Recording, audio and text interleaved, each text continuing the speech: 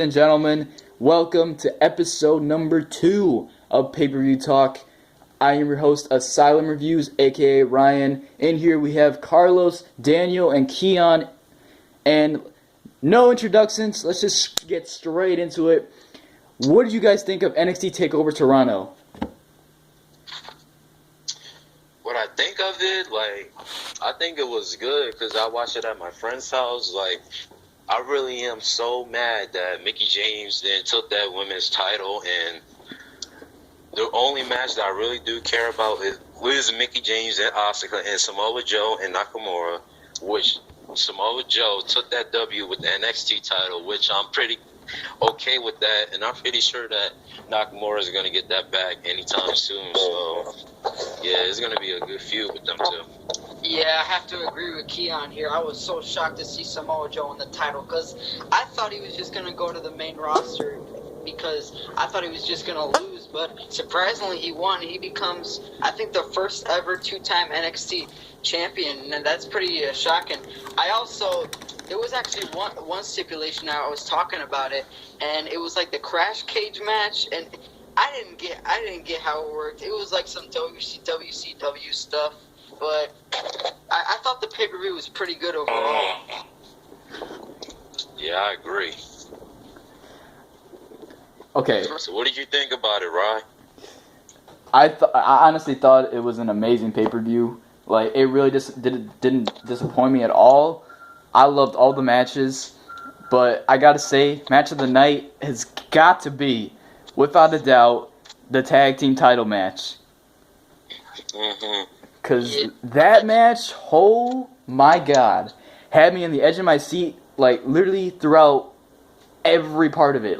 I'm telling you, just the way these guys just countered each other's finishers, unbelievable. And then they steal each other's finishers. Well, the Revival, they tried to, and then they ended up getting kicked in the face for it, or one of them did. And then that's when, oh my god, when DIY did the Shatter Machine to them, I was like, yo, are they going to take the titles like that? But then, they kicked out. I was like, oh my god, I can't believe that. But overall, solid-ass match. Yeah, I have the same match of the night, definitely. I loved it. And I originally said it was going to be Bobby Roode and Ty Dillinger match of the night.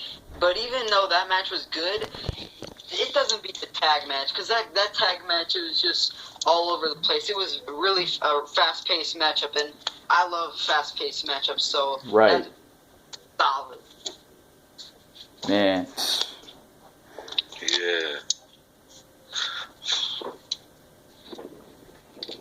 Alright, how about... Whoa. Oh, God. Championship. Excuse me? Well, crawl up your mouth and die. I don't know. You tell me. Bro, never mind. I ain't gonna say. Alright, Alright, let's get to Survivor Series. What you mean? We just started, you too stupid. Yeah, we just... Shut up. I just want to get this... Shut up, bro. I just want to talk about Survivor Series, okay? Hold up, bro. My predictions. Hold up, bro. I'm surprised you didn't want to talk about, your Mickie James thing. Oh, yeah, that's right. Oh, yeah. You forget about Mickie James. Oh, you had a freaking... Oh, my God, you had a crush on Mickie James. Oh, you didn't even talk about her yet, bruh. To be honest, I think James is one of the hottest divas ever in WWE and NXT. And me personally, I was really mad that she lost her match. I know, right? Well, see, here's the thing. It was her first match back in 6 years, right? Yeah, 6 years. Okay, I know I voted for her to win, but at the same time, if you didn't see it yesterday, I did say that Asuka was somehow gonna retain. Even though I chose Mickie to win, I told you I felt like Asuka was gonna retain in some way. But just the way Mickie just tapped out right away, I was like, damn.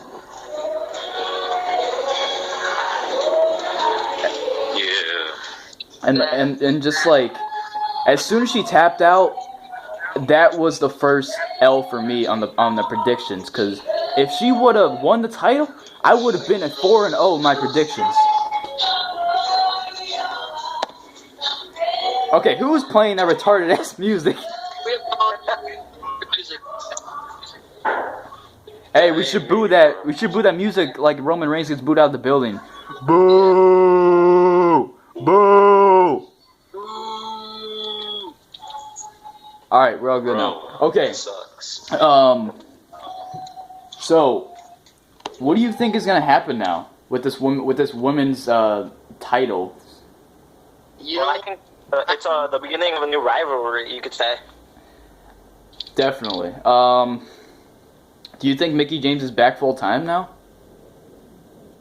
Well, considering she lost to her, I would probably say most likely, because one, she's probably the closest one to actually beat Asuka. Asuka. It's pronounced Asuka, bro. It's all good. So it's good, whatever. I always get confused on her name, bro. Like, for real. I know. I'll be honest. When she first came in, I always thought her name was Asuka. So you're not the only one, Carlos. I still call it that. I don't know why, but whatever. Well, Asuka or Asuka? Asuka. I always get confused because I play Tekken and there's a female character named Asuka. Well, I know what you're talking about. For real.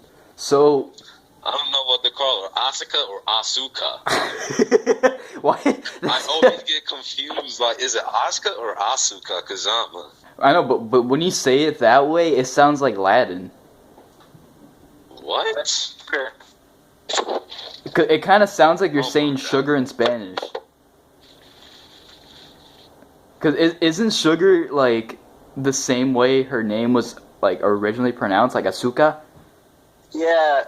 Yeah, I just realized that too. So wait a minute. So you're telling me her name is Sugar? Her name is Sugar. Oh my god. Oh my god. You know what? They were actually saying in the comments. Whoa! You gotta speak up. I can't hear you. They were actually saying in the commentary for NXT when Asuka was making her entrance, they said what like, you know, it actually means, and I kind of forgot what it meant. Damn, I didn't even notice that. That was funny though. What do you guys think of the crash cage match? Okay. First off, why was that a part of the match? I get that it was to keep Paul Ellering from interfering, but he looked like a damn monkey hanging above the cage. I know. He was just desperately trying to get out, and he got the chain out, but he didn't get out. No, the chain got lost in the crowd, remember? Oh, yeah. The chain... Okay, yeah, the chain came out from the cage, it fell into the ring, and then I guess they were going to use the chain, but then, like, it just got, it just got thrown into the crowd. And I was expecting the Authors of Pain to win. I had a feeling they were going to win. And they did. Hey, but how about that spot, though, from Shane Thorne?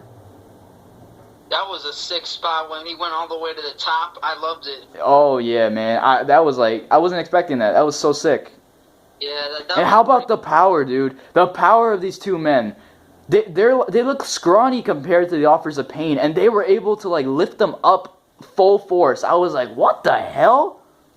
Yeah, I was surprised, too, because... I'd expect them to maybe, have a little bit of power to maybe, like, lift one up, but they just got power. I don't know how they do it. I don't know, man. It was crazy to see that. I actually thought they were going to win at one point.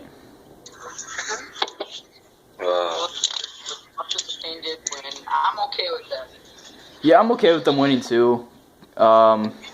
It's kind of like a setup for the NXT Tag Team Champions, if you think about it.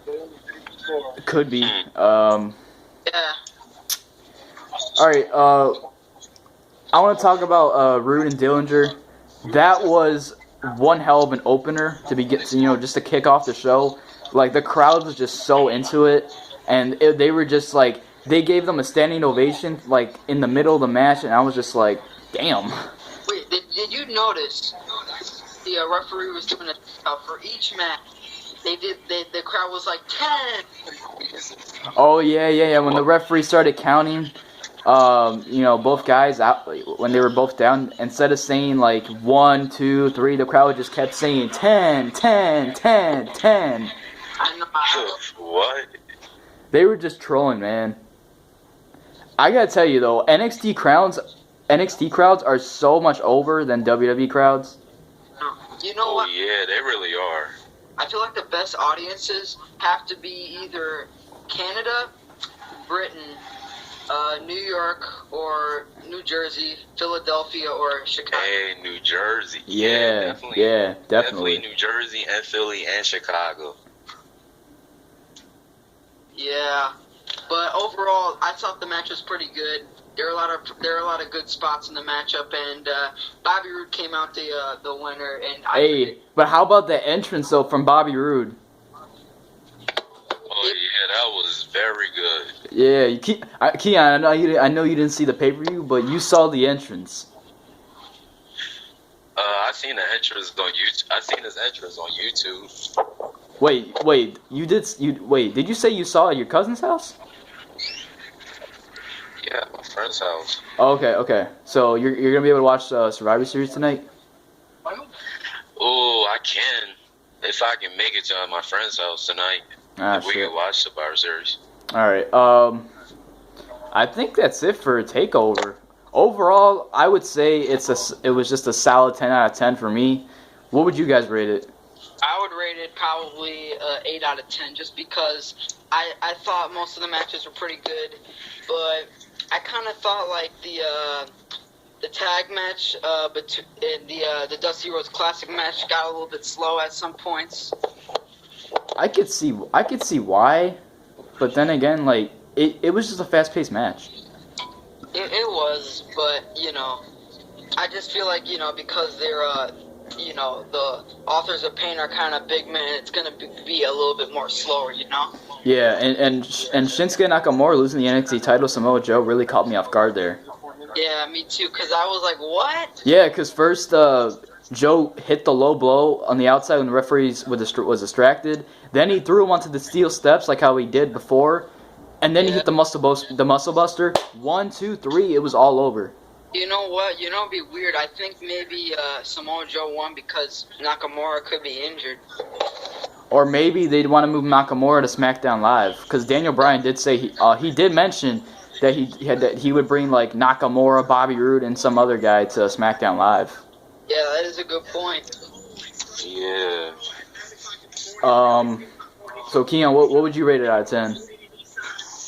I'll give it an 8.5. Okay. Favorite match of the night, without a doubt. Once again, the tag team title match. It was just awesome. It was a whole lot better than the one from what was it called, Brooklyn 2. Whole lot better. Yeah, I totally have to agree on it. The match was just awesome. A lot of great counters, too.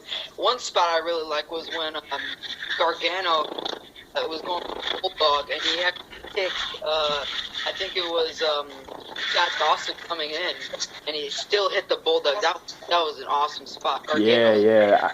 And I just loved it. I already mentioned this before, but I just loved it when they hit the Shatter Machine on them. Like, that was hilarious. That was, yeah. Alright, so we are done with NXT TakeOver Toronto. Now let's get into the real thing that's really about this entire episode. Let's get the music going. So, real quick, before we say anything, just listen.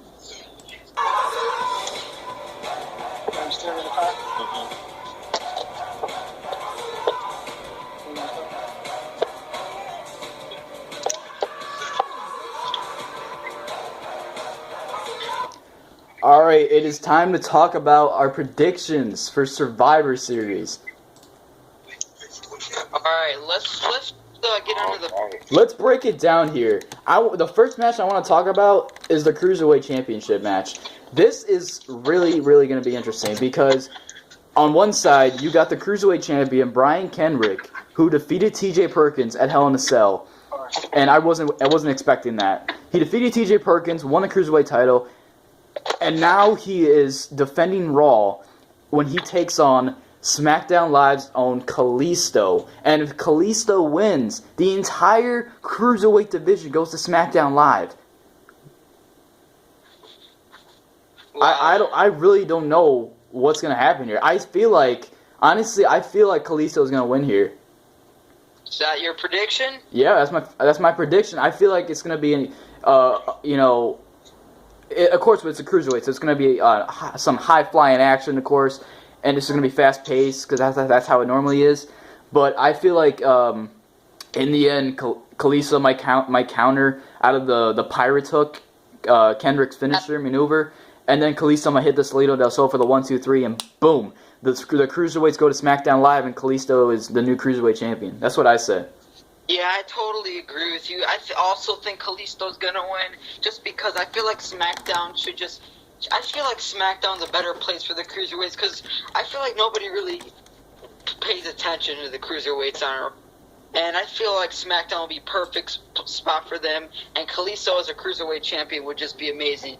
It would like really just... It would really boost his momentum. Yeah, he would kind of be like... And plus, I don't mean to interrupt you, man, but plus, he would be taken more seriously if he was a Cruiserweight champion. Yeah, because, like, when he won the United States Championship, people weren't really hyped for that. I know. And you know what? I hope, if you guys remember from Hell in a Cell, a guy in the crowd said, "Get a fucking haircut, hippie." Oh, yeah. Oh, that was hilarious, but that was also like kind of wrong in a way to say it to Brian Kendrick. Yeah, but it was so funny. But I mean, hopefully Brian Kendrick doesn't get that treatment tonight in Canada. I doubt it. I highly doubt it. What do you think, Keon?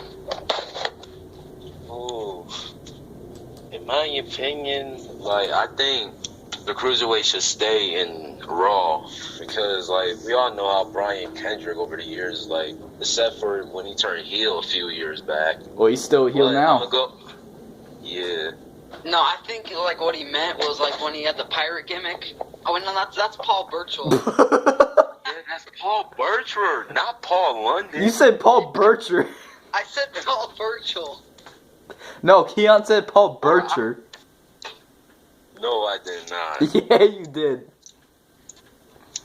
Alright, let's cut to the chase. Like, I really feel comfortable with the Cruiserweights staying with Raw, because, like, SmackDown is, like, still better than Raw, in my opinion. Like, Raw is a little shitty, so Raw has to get something up with their ratings, because Kalisto, I consider him as a good superstar, but I'm gonna let Brian Kendrick take that W, leave it to Raw, because I don't think SmackDown needs the Cruiserweight. Damn, you're just gonna Head on. Man, I can't believe that. Bro, it's my opinion, remember? I know that, but I really thought you were rooting for SmackDown Live. Do you just like Raw better in your opinion? No, I do not like Raw better than SmackDown. But for the past few weeks, Raw definitely sucked. Because I still like SmackDown. Don't get me wrong, though. I'm on Team Blue all the way, but I will admit, Raw kicked ass this week. It did. It really did, because like, yeah, they did. You know, they had those crazy it was like tag team matches with like it was like with Roman Reigns teaming up with Kevin Owens. That's an odd pair, and they won by defeating Cesaro and Sheamus. Then it was Seth Rollins, Braun Strowman, and Chris Jericho who defeated the New Day, and they actually worked together throughout the entire match. And then you also had Sasha Banks and Charlotte taking on Alicia Fox and Nia Jax. So it was really, really interesting to see how this was going out. Oh my god. What the hell was that? Oh god. Oh god, shut the hell up. Shut What is that? Whoever is playing that, shut it off. Alright. That ain't me. Alright.